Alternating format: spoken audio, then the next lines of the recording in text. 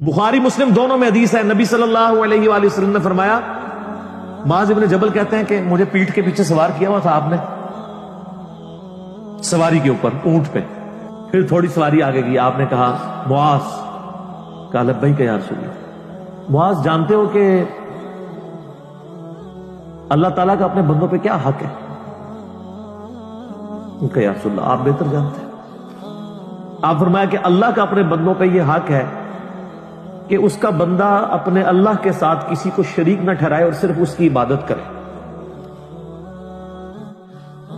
اور پھر جب سواری تھوڑی اور آگے گئی، آپ نے کہا معاذ لبیک یا رسول اللہ، جانتے ہو جو بندہ یہ کر لے کہ اللہ کی عبادت کرے، اس کے ساتھ کسی کو شریک نہ ٹھہرائے، پھر اس بندے کا اپنے اللہ پر کیا حق ہے؟ اوئے ہائے، کہ یا رسول اللہ اللہ اس کا رسول بہتر جانتے ہیں۔ فرمایا ایسے بندے کا اپنے رب پہ یہ حق ہے کہ اللہ اس کو عذاب نہ دے اور جنت میں داخل کرے۔